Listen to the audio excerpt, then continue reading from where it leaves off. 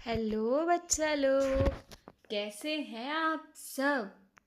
चलिए, मैं आपकी दोस्त आपकी टीचर जपनीत और आपका स्वागत है मेरे चैनल जपनीत की व्याकरण शाला में। चलिए, तो पिछले कुछ दिन से हम प्रैक्टिस कर रहे हैं। अब हम हमारी प्रैक्टिस सेशन को ही आगे बढ़ाते हैं। आज हम प्रैक्टिस करने वाले हैं गद्यांश, पद्यांश और नाट्यांश। ठीक है, क्लियर है। गद्यांश शब्द आप सबने हिंदी में भी सुना होगा। उसके बाद वाले जो दोनों शब्द है वो आज हम पढ़ेंगे। सब चीज़ें हम विद एक एक क्वेश्चंस पढ़ने वाले हैं। ठीक है, चलिए तो स्टार्ट करते हैं। देखिए, ये तीनों हिंदी साहित्य में, हिंदी लिटरेचर यानी कि, ठीक है, और भाषा व्याकरण में गद्य और पद्य विभिन्न रूपों को दर्शाते हैं। ठीक है, ये सब हमारे मतलब का नहीं है। नीचे आ जाइए। स्कूल की परीक्षाओं में इनसे जुड़े क्या अपठित और पठित प्रश्न पूछे जाते हैं। अपठित कैसे हो जाएगा? जैसे आपको समय से रिलेटेड दे दिया कि समय बहुत मूल्यवान है, हमें उसे वेस्ट नहीं करना चाहिए, तो वो अपठित। वहीं आपको आपके किसी चैप्टर से रिलेटेड एक पैराग्राफ दे दिया, कुछ उसमें से दे दिया, तो वो पठित। ये क्लियर है। चलिए, अब हम नीचे चलते हैं। ठीक है, गद्यांश क्या है? गद्यांश क्या है? तो गद्यांश जो है आपका, जब पैराग्राफ, पैसेज, ये सब कुछ दिया होगा तो गद्यांश कैसे बना? गद और अंश दो शब्द जुड़कर बनते हैं गद्यांश। ठीक है, मतलब क्या है? कहानी, निबंध, जीवनी या लेख का कोई पैराग्राफ। ठीक है, और पहचान क्या है? यह साधारण बोलचाल की भाषा में वाक्य, ठीक है, वाक्य के रूप में होता है। इसमें कोई राइमिंग स्कीम नहीं मिलेगी आपको। ठीक है, पद्यांश क्या है? पद्यांश क्या है? Poetry, stanza. ठीक है, पोएट्री में से कोई पैसेज या फिर स्टैंजा। पद और अंश, ये दो शब्द अब इनका जुड़कर बना, मिलकर बना पद्यांश। ठीक है, मतलब क्या है? किसी कविता, दोहे या श्लोक की कुछ पंक्तियां। पहचान क्या है? यह लय, ताल और तुकबंदी यानी कि राइमिंग स्कीम में होते हैं। ठीक है, उसके साथ लिखे जाते हैं। इसे गाया या गुनगुनाया जा सकता है। ठीक है, तीसरी चीज आ जाइए। तो आपकी तीसरी चीज है नाट्यांश। जैसा कि नाम से समझ आ रहा है, नाटक, ड्रामा, मतलब किसी नाटक या एकांकी का एक छोटा सा दृश्य या संवाद। ठीक है, इसमें क्या होंगे? आपको करेक्टर्स देखने मिलेंगे, जो वो करेक्टर्स बोल रहे हैं, जो संवाद है उससे डायलॉग्स बोल दिया। और डायरेक्शंस, यानी कि जैसे बोलते बोलते उसने अपने माथे पर हाथ मारा। ठीक है, तो आपको कई बार ये चीज़ें ब्रैकेट में लिखी होती है कि उसने माथे पर हाथ मारते हुए बोला। ठीक है, तो वो जो है वो क्या हो गया आपके यहाँ पर जो दिए स्टेज डायरेक्शंस, उनके हाव भाव। ठीक है, उसके बाद ये आपको कुछ और चीज़ें दी है। ठीक है, आपको मतलब इन शॉर्ट फिर से बता दिया गया समरी। ये गद्यांश क्या है? वाक्य और पैराग्राफ। पद्यांश क्या है? लय, तुकबंदी और कविता, जैसे कबीर के दोहे, देश प्रेम की कविता, इनकी पंक्तियां। नाट्यांश क्या है? बातचीत और संवाद। ठीक है, ये उदाहरण दिया है, अगर आप देखना चाहे तो। नहीं तो मैं आपको क्वेश्चंस अभी करा रही हूँ, तो मैं ये आपको नहीं पढ़ा रही, आप इसे चाहो तो पॉज करके रीड कर सकते हो। ठीक है, क्लियर है। चलिए, तो अब मैं आपके लिए यहाँ पर आज क्वेश्चंस भी लेके आई हूँ। क्वेश्चंस भी लेके आई हूँ। ठीक है, ये ऊपर वाला हमारे काम का नहीं है, हम इसे पीछे पढ़ के आ गए हैं। अब आप आ जाइए यहाँ पर। यहाँ आपको क्या दिख रहा है? गद्यांश दिख रहा है। सबसे पहले क्या दिया है? अनुच्छेद, यानी कि एक पैसेज दिया है। ठीक है, तो चलिए इसे पढ़ते। परिश्रम मानव जीवनस्य आधार अस्ति। आधार अस्ति मतलब क्या? परिश्रम मानव जीवन का आधार है। परिश्रमेण एव सर्वाणि कार्य सिद्ध्यन्ति न तु मनोरथे, यानी कि परिश्रम से ही सभी कार्य पूरे होते हैं, केवल इच्छा से नहीं। तुम्हारे सोच लेने से काम नहीं हो जाएगा, तुमको उसे करना पड़ेगा। ठीक है, यथा एकेन चक्रेन रथस्य गति ना भवति। जैसे क्या? जैसे एक पहिए से रथ नहीं चल सकता। तथैव पुरुष कारेण, यानी कि परिश्रमेण, परिश्रम की बात हो रही है फिर से। ठीक है, बिना भाग्यम ना सिद्ध्यति। ऐसे ही जैसे एक चक्के से रथ नहीं चल सकता, वैसे ही क्या? परिश्रम के बिना भाग्य भी सफल नहीं होगा। अतः छात्रे सदा परिश्रम करणीय। बच्चों को, छात्रों को, स्टूडेंट्स को हमेशा परिश्रम यानी कि मेहनत करनी चाहिए। क्लियर है? क्वेश्चन में आ जाओ। क्वेश्चन में आ जाओ, ठीक है। मैं थोड़ा सा छोटा कर रही हूँ, जूम आउट किया मैंने।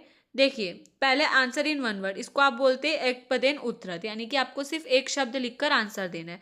कार्याणि केन सिद्ध्यन्ति, ठीक है। केन सिद्ध्यन्ति, किससे कार्य जो है पूर्ण होता है, किससे सिद्ध होता है, तो परिश्रमेण, ठीक है। परिश्रमेण, ये देखिए यहाँ से एज इट इज तुम उठा के यहाँ पर परिश्रमेण लिख दोगे। दूसरा क्वेश्चन क्या है, दूसरा क्वेश्चन क्या है, छात्रे सदा किम करणीयम, छात्रों को, बच्चों को हमेशा क्या करना चाहिए, तो आंसर भी यही दिया, देखिए छात्रे सदा परिश्रम करणीय।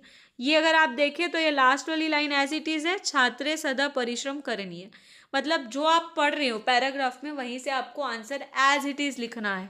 हिंदी और इंग्लिश के भी अनसीन सीन पैसेज से भी ज़्यादा इजी होता है संस्कृत वाला, ठीक है, क्योंकि आपको पूरे आंसर दिए, बस आपको थोड़े से कुछ वर्ड्स का मतलब पता होना चाहिए। चलिए पद्यांश पर चलते हैं, पद्यांश पर चलते हैं, ठीक है। पोएट्री दी है, श्लोक दिया है, समझते। विद्या ददाति विनयम, विद्या जो है क्या देती है, विनयम देती है, यानी कि नम्रता लाती है, ठीक है। विनयाद यति पात्रता, जब आप में नम्रता आ जाएगी तो आपको पात्रता मिल जाएगी, यानी कि आप में क्या आ जाएगी, क्षमता आ जाएगी, कैपेबिलिटी आ जाएगी कुछ अच्छा करने की। और पात्रवाद, धन धनमा प्रोक्ति, मतलब कि पात्रवाद से धन आ जाएगा। अगर तुम में किसी भी चीज़ की एबिलिटी आ गई तो तुम पैसा कमा लोगे। धनात् धर्म, और धन से तुम्हारे पास धर्म आ जाएगा।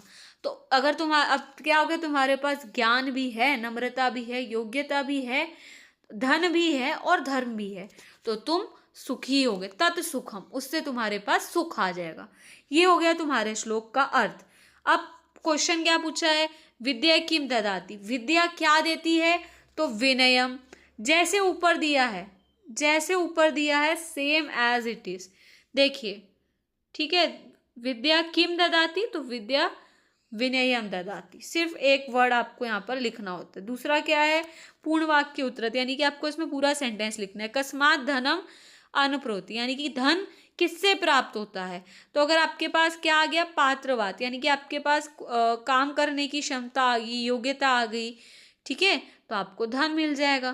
तो ये देखिए धनम अनप्रोति, ये तो एज इट इज है, बस आपको ऊपर से पात्रवाद उठाना था। क्लियर है, चलें आगे। नाट्यांश, थोड़ा टाइम आप इसको प्रैक्टिस कर लो, ये इतनी इजी चीज़ है कि आप बिना नाम के भी बता दोगे कि ये क्या है, गद्यांश है, पद्यांश है, नाट्यांश है। नाट्यांश क्या है, ड्रामा और डायलॉग आपको इसमें देखने मिलेंगे। चलिए मैं सीधा यहाँ पे आपको पैराग्राफ में लेके आती हूँ, ठीक है। देखिए स्थानम, आपको क्या बता दिया गया है, कहाँ स्थान है, विद्यालय क्रीडागृह, मतलब कि ग्राउंड, ठीक है। और बात किसके बीच हो रही है, राम श्याम च मिलत, राम और श्याम मिले ग्राउंड में, वहां उनकी बात हो रही है, ठीक है। चलिए बात क्या हो रही है वो देखते हैं। राम ने बोला, भो श्याम त्वम कुत्र गच्छति, तुम कहाँ जा रहे हो। श्याम ने क्या बोला, राम अहम क्रीडंगम, क्रीडंगम मतलब कि आपका ग्राउंड, खेलने का मैदान, गच्छामी, ठीक है। यहाँ पर एक फुल स्टॉप आ गया, पूर्वी नाम आ गया, फिर कंदुकम क्रीडितुम, बॉल से खेलूंगा, ठीक है। रामः शोभनम, अरे वाह, ठीक है, आप ऐसे बोलते हो ना, अरे वाह। अहम अपि त्वया सह अगच्छामि, मैं भी तुम्हारे साथ चलूंगा, मैं भी तुम्हारे साथ चलूंगा। श्याम आगच्छ आवाम मिलित्वा क्रीडा, चलो आओ मेरे साथ, हम दोनों मिलकर खेलेंगे।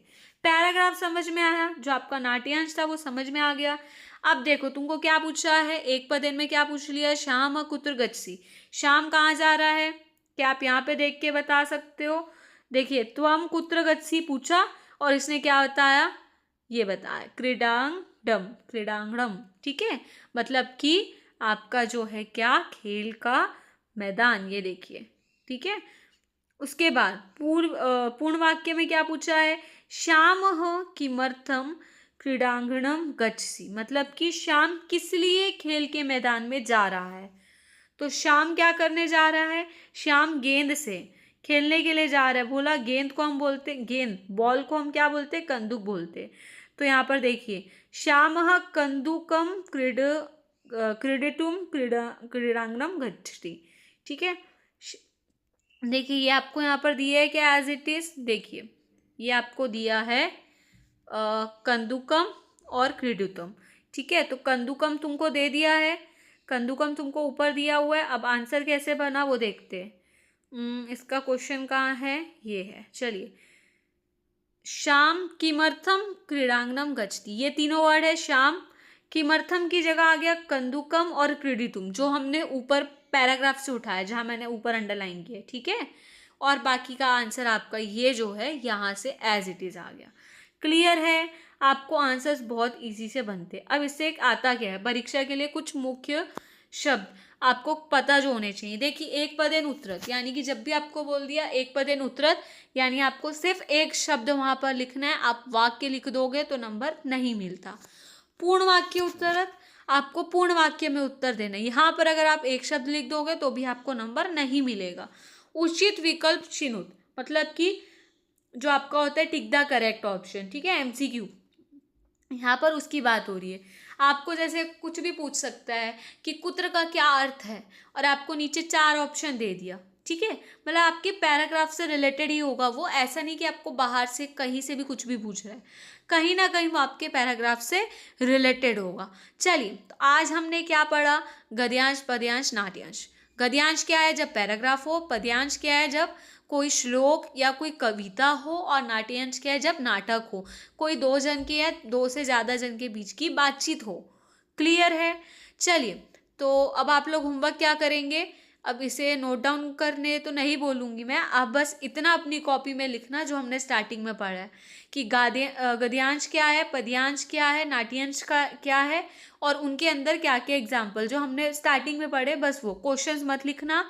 उसके बाद आप क्या करना, आपकी बुक में कहीं ना कहीं ये चीज़ें दी होंगी। आपकी बुक में जो भी गद्यांश, पद्यांश, नाट्यांश तीनों दिए, तीनों एक एक प्रैक्टिस कर लेना। अगर कोई एक ही चीज़ दिए तो आप 2-3 क्वेश्चन प्रैक्टिस कर लेना, अपनी ही बुक से प्रैक्टिस करो, ठीक है। और बन रहा है कि नहीं वो आप मुझे कमेंट करके बताइएगा। कोई डाउट हो बच्चा लोग सो कमेंट मी। और वीडियो अच्छी लगी हो, मैं ऐसा एक्सपेक्ट कर रही हूँ कि आपको वीडियो अच्छी लगी है, और वीडियो अच्छी लगी हो तो लाइक कर दो, दोस्तों से शेयर कर दो, और मेरे चैनल को सब्सक्राइब कर दो बच्चा लोग। मिलते हैं हम फिर कल हमारी नेक्स्ट क्लास में। Bye bye.